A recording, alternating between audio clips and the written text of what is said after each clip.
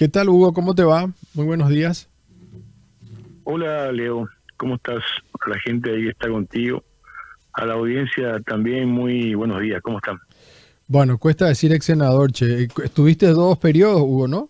Sí, tuvimos dos periodos, la mayoría, tuvimos 10 años después del golpe parlamentario contra Fernando Lugo. Primero, saben, estuvimos en el gobierno y bueno, al año siguiente, en el 2013, iniciamos el primer periodo parlamentario y bueno, ayer efectivamente terminaron estos dos periodos, estos 10 años de trabajo en la Cámara de Senadores.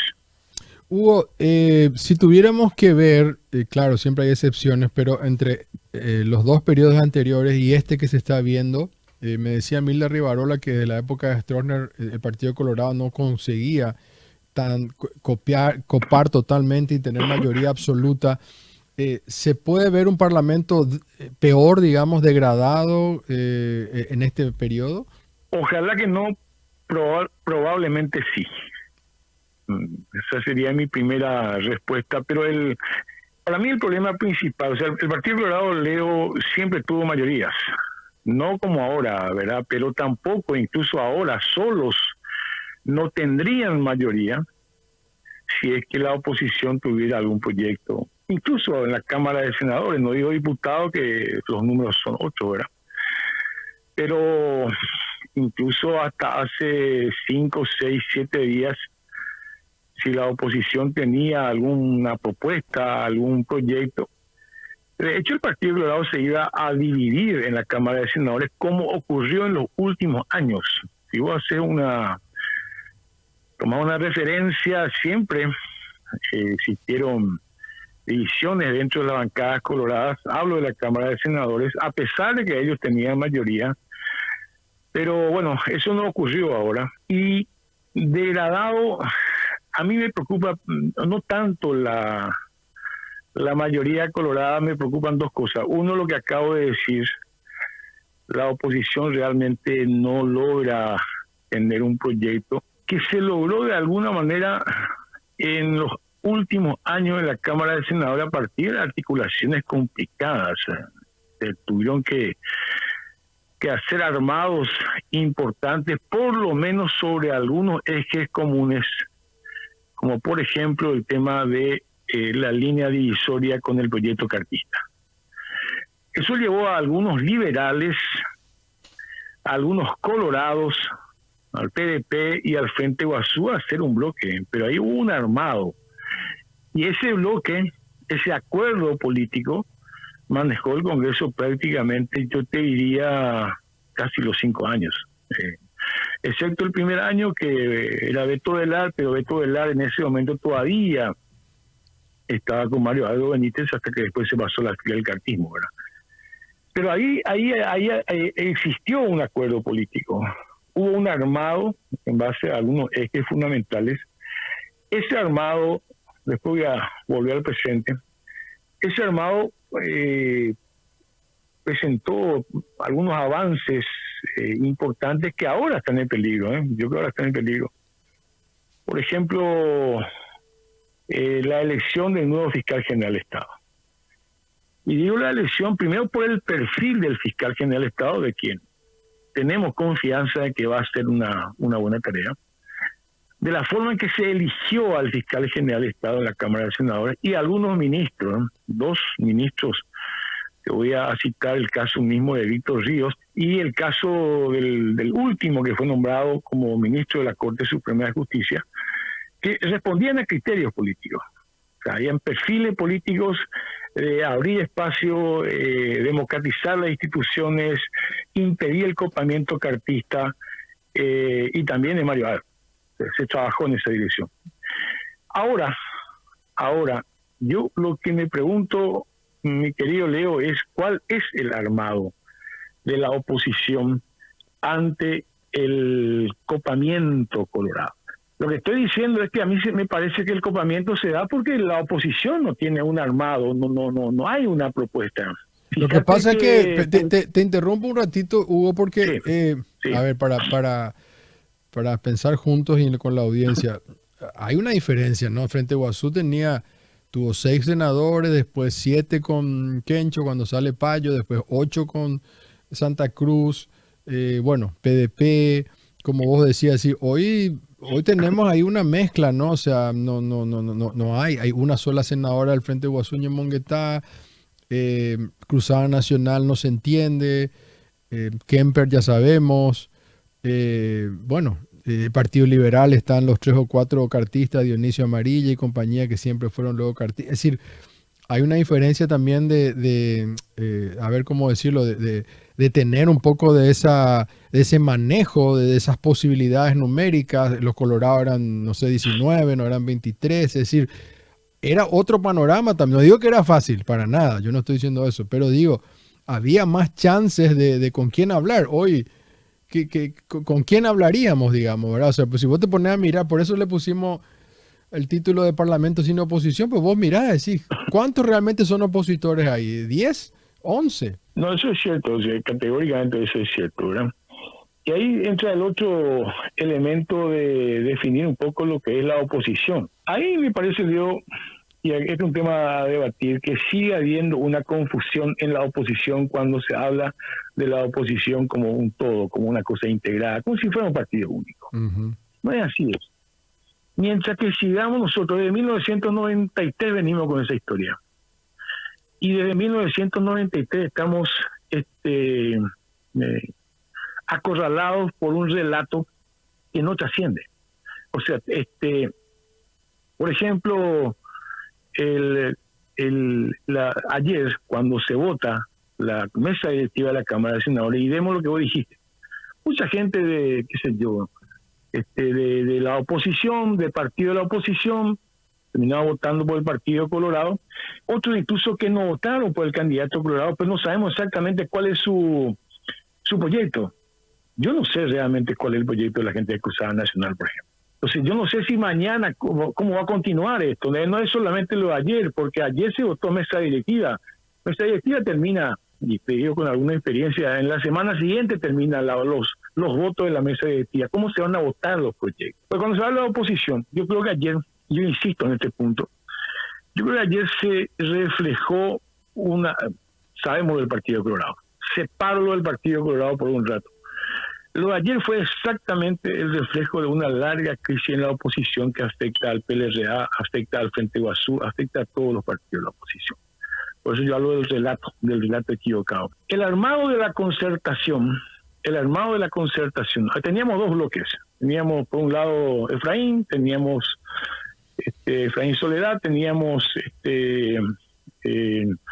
Euclides Querey. El armado de la concertación, en primer lugar, ese armado nunca existió como concertación.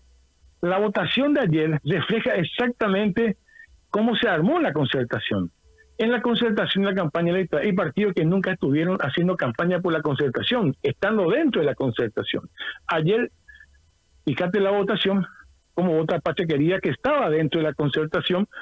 Allí votó por el candidato Colorado, o Kemper, que estaba en la concertación, y cómo votó Kemper. O sea, la crisis se arrastra porque el relato de todos contra Cartes, todo contra el Partido Colorado, está bien, me parece muy bien, pero no representa un proyecto político. A partir de que ese relato se dispersa, nos genera una identidad, y bueno, yo creo que hoy día estamos discutiendo, ¿habrá oposición en el Senado? Principalmente, ya no digo diputado porque hay otra historia. Y la otra parte de la oposición. Vamos a suponer que efectivamente exista un grupo yo creo que sí, 10, 11, 12 senadores, senadoras que confronten con el gobierno de Santiago Peña, porque de eso se trata la disputa política en democracia, ¿verdad? Pero eso no significa que existirán voces de una oposición en favor de otros sectores sociales, como por ejemplo trabajadores, campesinos, pueblos indígenas. De Esperanza no tengo ninguna duda que va a asumir ese relato, ¿verdad? ¿Correcto? Ahí hay un problema complicado, Leo, porque cuando hablamos de oposición, para algunos se reduce a la institucionalidad. y me parece muy importante, consolidar la institucionalidad en un proceso como el nuestro, ¿verdad? O la institucionalidad requiere principalmente de voces que denuncien la exclusión social de las grandes mayorías sociales en este país. El discurso de Mario Aldo Benítez de hoy, y hay que ver qué dicen los opositores sobre el discurso de Mario Aldo Benítez de hoy. Lo cito muy rápidamente. ¿Se refirió al crecimiento de la pobreza en Paraguay? ¿Se refirió al crecimiento de la extrema pobreza en Paraguay? ¿Se refirió a la casi persecución institucionalizada contra los pueblos indígenas? ¿Se refirió Mario Aldo al debilitamiento preocupante de la agricultura campesina? No, no se refirió. Hay que ver qué dice, por eso hay que ver entre esos 10, 11, 12 de la oposición, qué dicen sobre esto, porque si nos agotamos otra vez en la mafia, que hay que renunciar a esa lucha, pero el agotamiento de un discurso que no llega más allá a la gente, eso se reflejó en las últimas elecciones nacionales.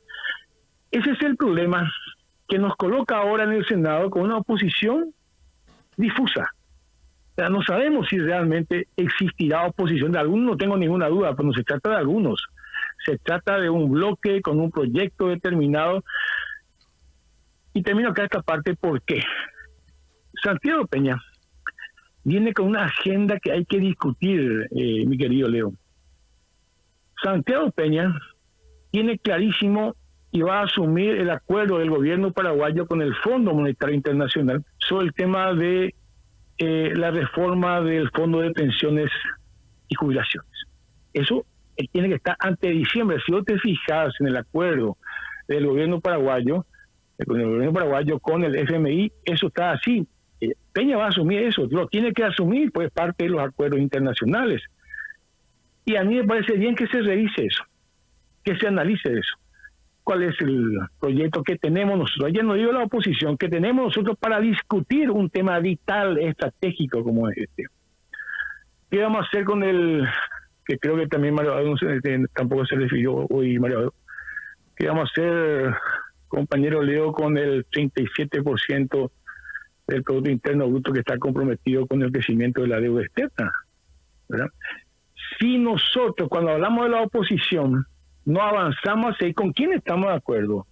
La oposición, Pacho querida, está de acuerdo con Esperanza Martínez, con el Frente Guazú está de acuerdo con Katia González. ¿Cuál es nuestra identidad como oposición? Eso hace que realmente mucha gente que hace política con plata sucia, mucha gente que hace, y desde el Partido Colorado, no todos, pero del Partido Colorado. No, yo cité tres recién, Beto Velar, le cité a Erico Galeano y a Bachi Núñez, ¿verdad? Dije, para muestra basta un botón, y si nosotros mostramos 3 botones de lo que son la mafia colorada, digamos, porque para mí el Partido Colorado en función tiene una bandera, pero su lema es la corrupción, digamos. Ellos tienen clarísimo que con la corrupción ganan todo lo que están ganando y han ganado y ya está. Se juntan detrás de la corrupción y van para adelante y la tienen clarísima, como dicen los curepas. Vámonos más para adelante. Somos corruptos y chao, no pasa nada. Entonces tenemos 3 personajes. Y ellos construyen... Sí. Ellos construyen su identidad política. Yo estoy cuestionando la falta de una identidad cuando se habla de una oposición generalizada que no existe, en mi opinión. No, ¿verdad? Claro que no. Pero el Partido Colorado, exactamente en eso que acaba de decir, y bueno, esa es la identidad de ellos, sí. Si se puede llamar identidad, ¿verdad? Pero sí. Ese es el punto de cohesión entre ellos. Así es. Ese es el punto de cohesión entre ellos. Entonces, no lloremos demasiado nosotros cuando la plata sucia, cuando la mafia incisiona a la institución del Estado, financia la política, pero tenemos que nosotros hacer una autocrítica muy importante, porque lo que está ahí en el Senado, ¿habrá oposición? Esa pregunta que nos lleva a esta conversación. Y compañero, difusa es la realidad y el futuro en este momento. Ojalá yo me equivoque, que realmente salga la oposición, o 10, 12 incluso, teneme bien, 10, 12, que digan, señores, estos 10, 12 puntos son nuestros acuerdos, pero acuerdos sobre problemas nacionales. No solamente ir al Senado a decir, mira, ¿sabes que fulanita es una traidora? Que, bueno, está bien decirlo, ¿verdad? Pero ¿cuál es la agenda? El Frente Guazú, más allá de los errores cometidos últimamente que nos llevó a esta situación, pero anterior a eso, el Frente Guazú tenía una identidad. Y en el Senado tenía una identidad. Y la gente sabía cuál era la identidad del Senado. Entonces yo creo que el problema de la oposición, o de 10, 11, 12 miembros de partidos de la oposición que están ahí, ¿cuál es la propuesta, repito, sobre caja fiscal, jubilaciones, pensiones, agricultura familiar campesina, pueblos indígenas, deuda externa? ¿Cuál es? Ahí vamos a colocar el debate realmente. El Frente Guazú ha colocado grandes debates en este tema. El tema de la equidad tributaria, el Frente Guazú colocó con mucha razón, y seguimos teniendo mucha razón, porque si hablamos del 37% de la deuda que está comprometida, ¿cómo vamos a pagar la deuda, Leo? ¿Alguien me puede decir cómo vamos a financiar el Estado? El Estado con el prebendarismo, cómo vamos a financiar las políticas sociales, cómo vamos a financiar los gastos ordinarios del Estado y cómo vamos a pagar la deuda. De hecho que hay temas, Hugo, que de esos 10, 11 opositores se quedarán 3 o 4, ¿verdad? Cuando vos hablas del tema indígena o de la ley Riera Zavala, no le veo a Celeste Amarilla, por ejemplo, apoyar eso, ¿verdad? Ella está más, te habla tipo propiedad privada, tiene el mismo discurso de Fidel Zavala o de Enrique Riera en ese tema, digamos, ¿verdad? Entonces, tal vez Yolanda Paredes, yo creo que sí, obviamente Esperanza, y no sé, quién más, digamos, estoy pensando así en voz alta, no se me ocurre. Entonces van a ver, en esos temas nos vamos a ver muy afectados, digamos, no va a haber la representatividad, puede ser a lo mejor que hay un puñado de 4 o 5 personas, ¿verdad? Porque después en el resto realmente es tremendo, ¿verdad? O sea, si vamos a pensar en el punto de los desalojos campesinos indígenas, el copamiento, digamos, de los 45 te vas a quedar con 4 o 5 nomás. Si vas a tener 40 contra 5, casi parece la votación del juicio político de golpe de Estado a Lugo.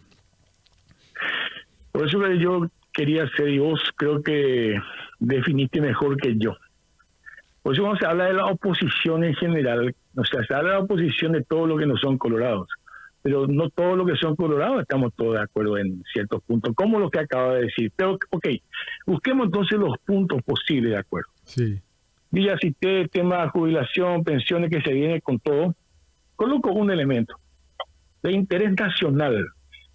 Hay 8, 9, 10, 11, 12, 13, 14 legisladores que se pueden poner de acuerdo en para acompañar una propuesta sobre el tema de la negociación del anexo C de Itaipú, ahora este año. Entonces, ahí está nuestro problema, porque mientras, y los colorados están tranquilos, vos lo definiste bien, esa es su identidad, con esa plata sucia, comprando, ofertando, ¿verdad? Es la política que hacen ellos. Pero nosotros tenemos que revisar muchas cosas, porque después nos equivocamos, y el Frente Guazú también. Porque el Frente Guazú dice, no, que Efraín, que Euclides. El problema es que no hubiera existido ni Efraín ni Euclides si es que el Frente Guazú consolidaba un proyecto para esta elección de 2023. Esa es la realidad. Y después terminamos peleándonos por Euclides y por Efraín. Entonces hay que hacer una autocrítica en serio. La autocrítica no pasa solamente por lamentos, sino colocar estos temas en el debate. ¿Por qué? Primero porque sabemos quién está en el gobierno. Tú sabes que no es solamente quién está en el gobierno, quién está en el poder real. Ellos están en el gobierno y en el poder real, me refiero al Cartí. Sí, sin duda. Y detrás del Cartí no están, obviamente, sectores que defienden este modelo de acumulación, el problema de la concentración de la tierra, todo eso ya sabemos, ¿verdad? Entonces, en primer lugar necesitamos esa oposición por eso. Y en segundo lugar, necesitamos la oposición entre los que están de acuerdo, no de toda la oposición, entre los que están de acuerdo necesitamos la oposición para el 2028. Nosotros... Y eso hay que construirlo ahora. Exacto. Nosotros vamos a hacer en mi caso voy a hacer una serie de podcasts donde vos vas a ser uno de los invitados y vamos a tener más tiempo para hablar de todo este proceso justamente que hablaste también de la autocrítica del Frente Guasú. Yo creo que son fundamentales. Mi querido Hugo, finalmente, ¿crees en este sistema electoral, voto electrónico? ¿Te hizo ruido a vos el sobre 4 famoso? Porque uno sí lo ve así como estar mal la posición, ¿cómo se dice? El Parlamento. Pareciera que alguien lo hizo adrede, ¿no? Es como si alguien le hubiera dicho, bueno, voy a poner 23 colorados, voy a poner tantos cartistas, voy a poner esto. No, parece casi armado adrede, ¿no? Pero bueno, ¿qué opinas del famoso tema de las máquinas electrónicas y del sobre 4 finalmente? El problema del sobre 4 es que así está la ley. O sea, así está la ley. Realmente está mal, pero está así la ley. El Tribunal Superior de Justicia Electoral se escudó en eso. Pero aparte de eso, el tema electoral, yo no sé si tengo miedo de las máquinas, también tengo mucho miedo del sistema anterior, ahí sí que te robaban en la mesa. Acá también te pueden robar electrónicamente.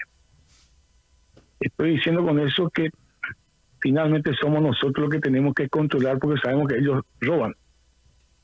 Uh-huh. Y el tema electoral, para terminar, tiene un problema de origen, sea con el sistema de papeletas, que el Partido Colorado son maestros en el tema en la mesa, en el tema electrónico, que todavía hay que seguir investigando, hay un problema de origen, el financiamiento. Sea con el tema de listas cerradas o con este tema de listas desbloqueadas, el financiamiento es lo decisivo acá.